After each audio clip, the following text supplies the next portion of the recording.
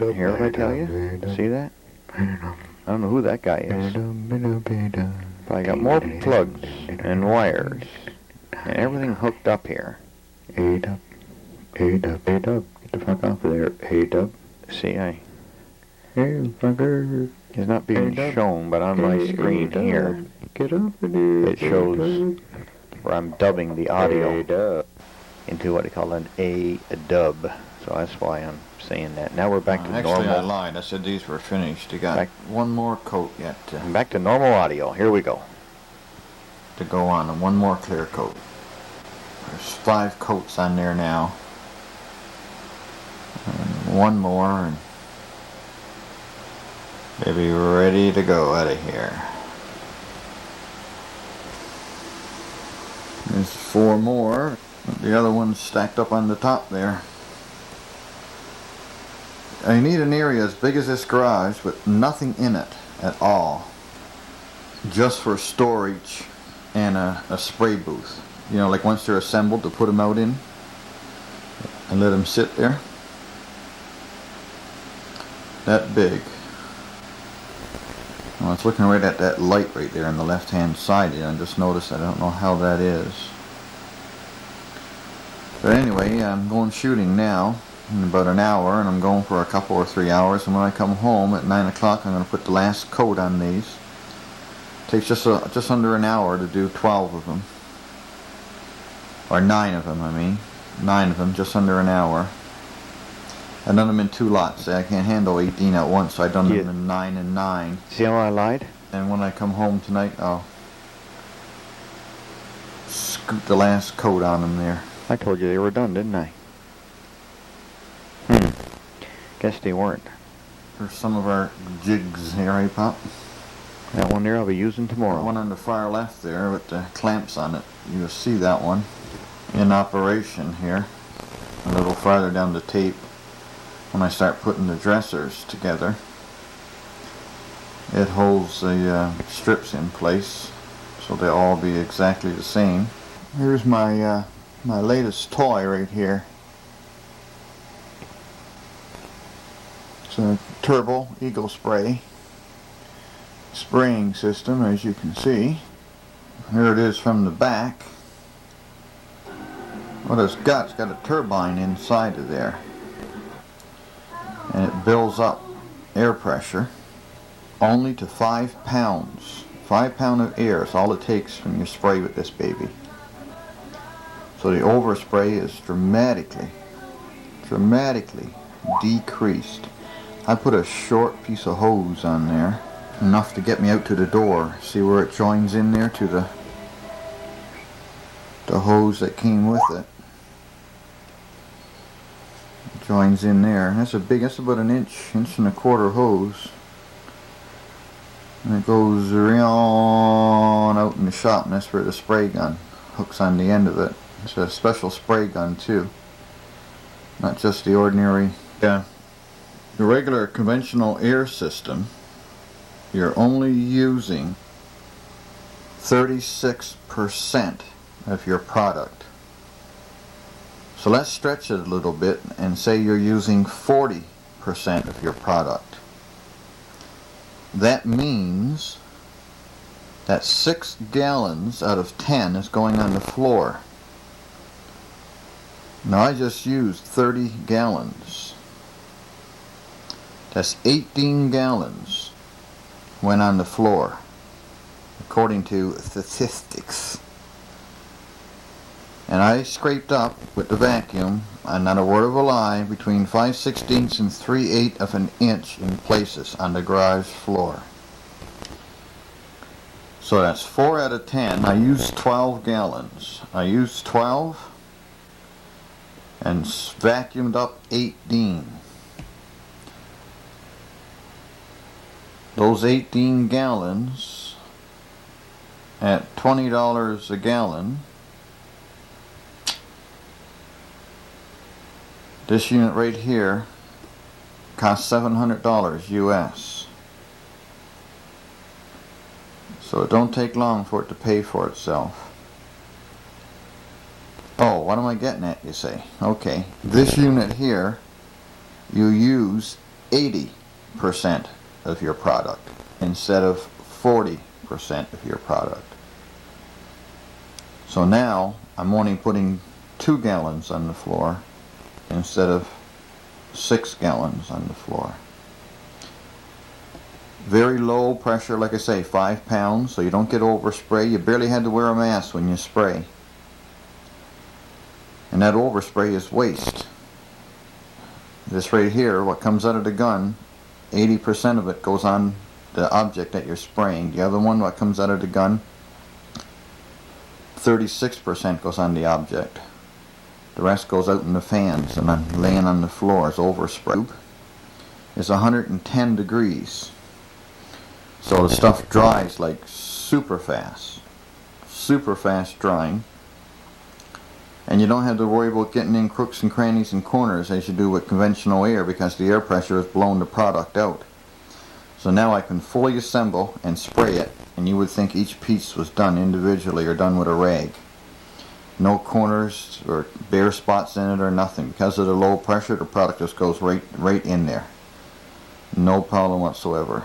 I should have got it. If I bought it the first time that I went down, I wouldn't have had to go back and buy more of the product that I used. It would have paid for itself, like right then, at that time.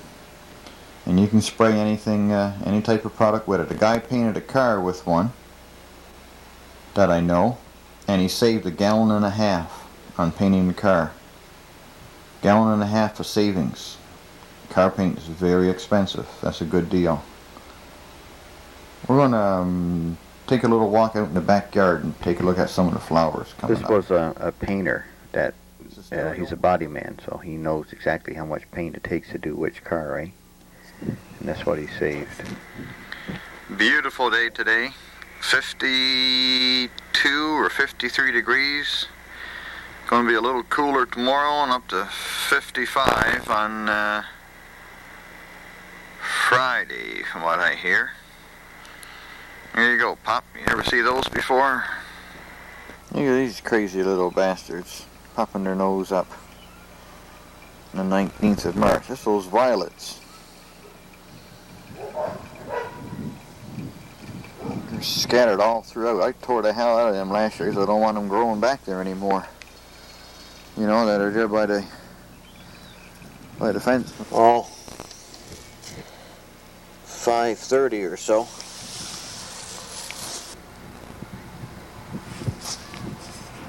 The sun gone in and tulips sticking their nose up right there. Look at that. I tell you, blowing the gale out here now. Oh, this shit didn't blow away yet, Pop. See, this is all tulips under here. As I got buried in underneath the sawdust. And there's a walkway down through there. And then I ran out of sawdust. I didn't get all these covered, and they're the ones that are up. The ones that aren't covered. So you know what the other ones are doing, eh? They're poking their nose up through the sawdust. I bet you if I were to tear the sawdust apart, that's where they would be, underneath it. So that means like these ones that are up now will be up early.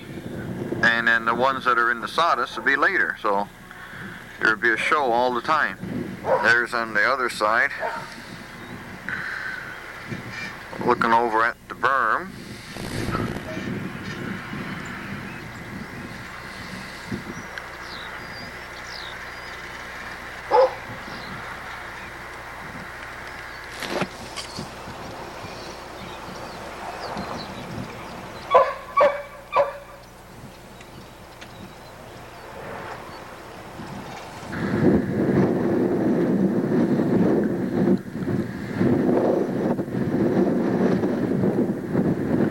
Coming up here shortly, I'm going to refer back to the tape in 1987 that I made in the backyard here, and we'll take a look at it, the difference from then. It was just all grass, and Now it's all pressure treated lumber. Ha ha ha.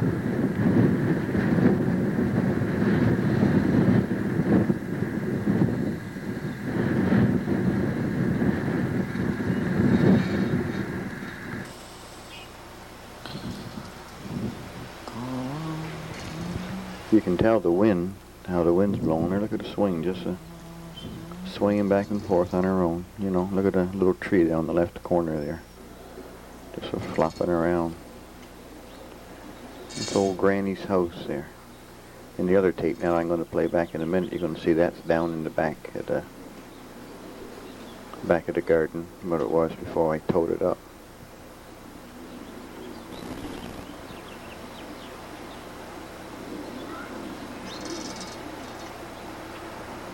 It'll soon be time to get that old pool open and get her going.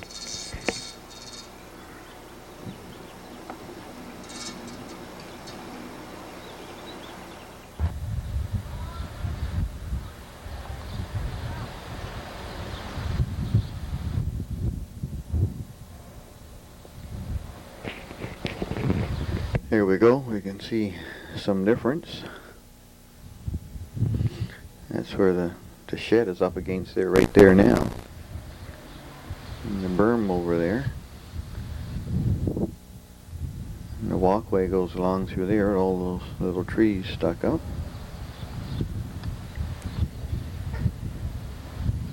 The balcony's built on up the top by that window, and that window is now a door. And there's a new roof on, and the place is painted. And both those trees there on the left has got decks around them. Look up the lane. Right there is where the fish pond is, over to the left of those poles. And this is where all the tulips and everything are growing right there now. That roller is still in the same place, only that wooden shed is replaced by a metal shed.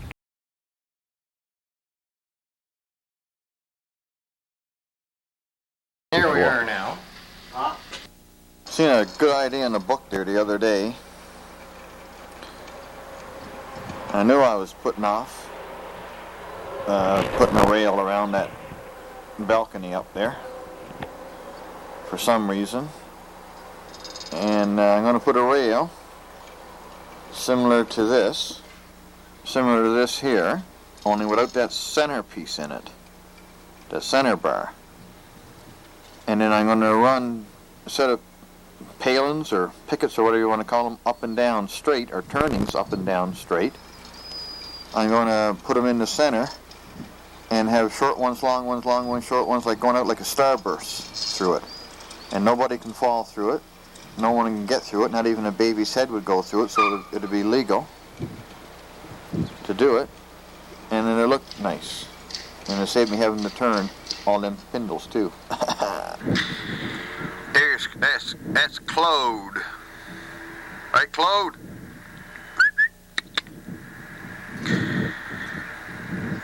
And there's his dad, Charlie.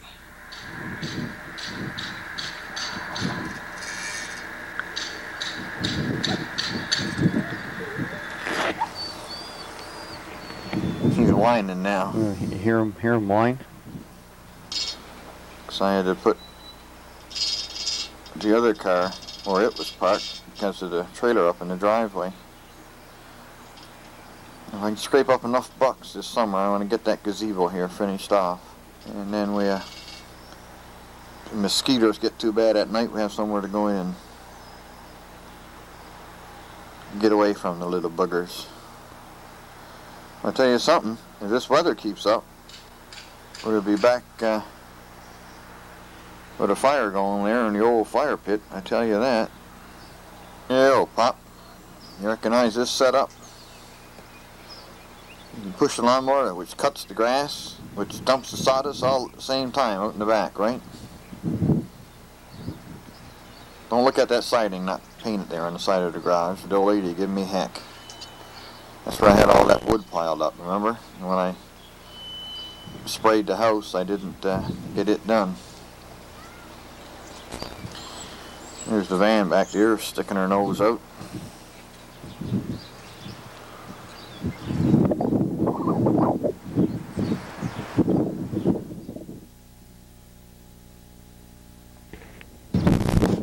I think a bumblebee. I don't know what you're going to hear with this I think a bumblebee caught in the microphone.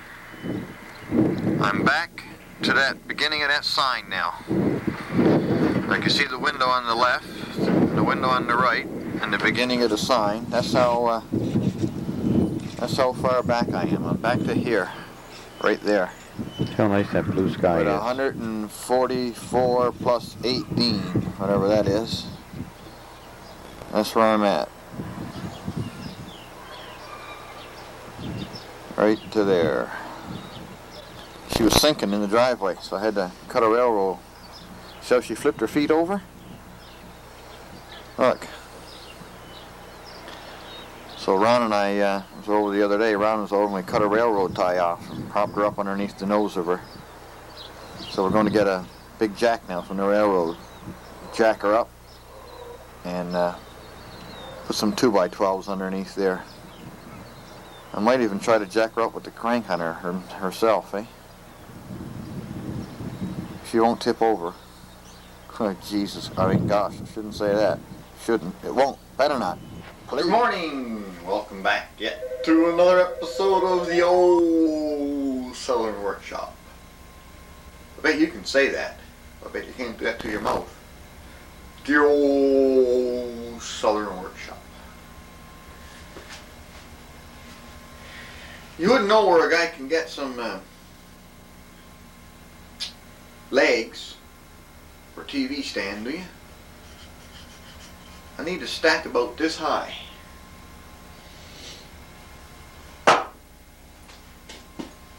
And there's 1, 2, 3, 4. There's 5 more in the clamps that gotta go on top of this yet. So 1, 2, 3, 4, 5. There's that many more again. I don't have a cameraman. Got her propped up over on the radio arm saw there, so hope we're going okay here. Here's what I got made up. 36 of them there, like this, which will make up 18 tables. These are the pieces that went in there. Now this has got the slot cut in here for the biscuit, and of course the leg here and here. Here and here also has got the slot cut in it, and then they're put together to make a team like that. And also, before I put the strips on here, like the bottom's already got the little round over, half round, with a recessed straight groove cut here. I shoved them through the shaper first and done all that with them. And then they went through the drill press and got a hole, a 3/8 counterbore hole down here. It's goes about halfway through. This is 15/16 thick stock, and I'm about halfway through with a 3/8 hole over in a drill press with a Forstner bit in there. And now that I say this, it just reminds me I got to make up some 3/8 plugs. My old 3/8 plug cutter. And I'm going to do them the way you showed me there, Pop.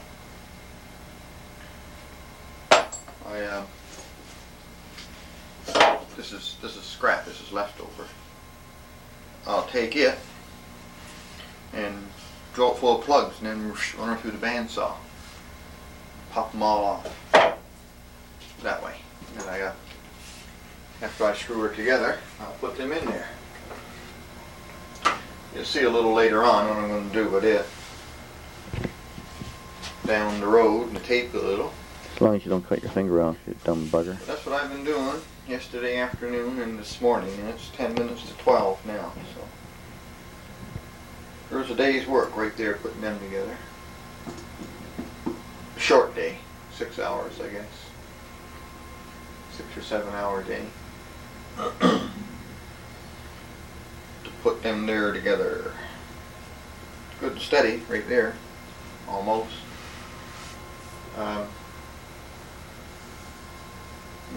Show you what I'm thinking about here.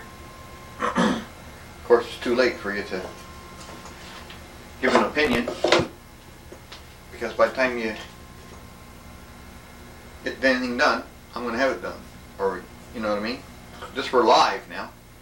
You can call me on the phone. Boy, don't do that. Just let me rearrange that camera and pointer over here. Take a look. See what you think. I'll set this up first.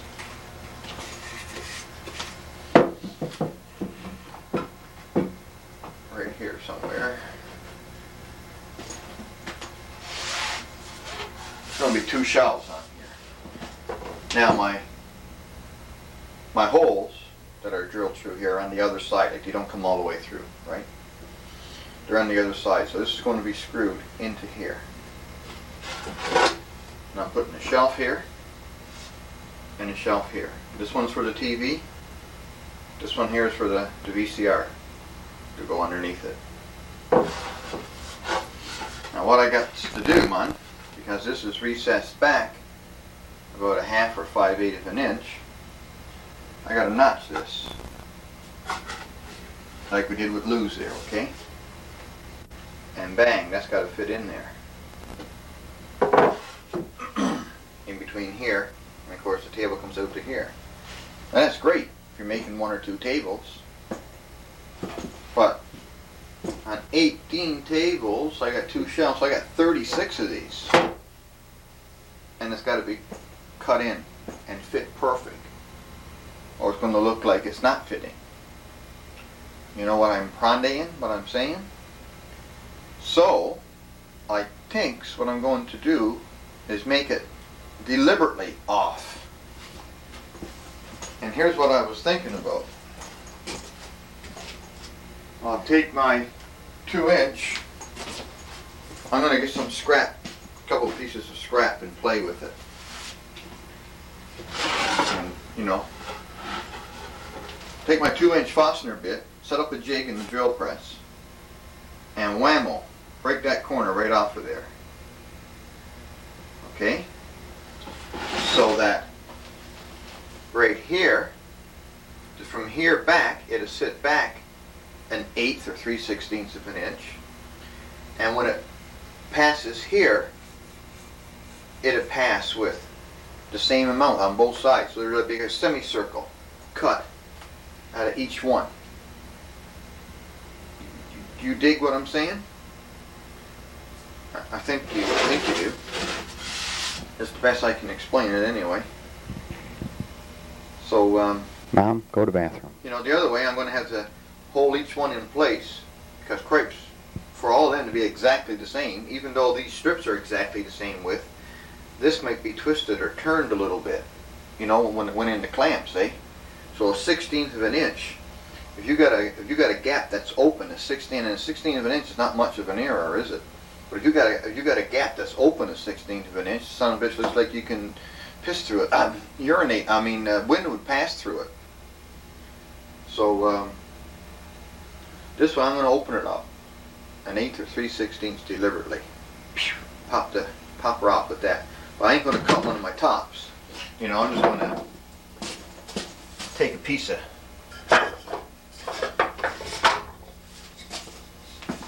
so you make out this is it, right?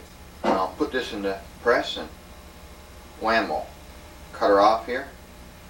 And then see what she looks like. And then I'll make up a jig in the drill press. Put a piece on piece of wood here and a piece of wood here, and each one fits into the corner, see? And she just catch the corner of the Forstner head. You know what I'm saying? You'll see it, and I'm gonna play with it for a while and see what I can come up with.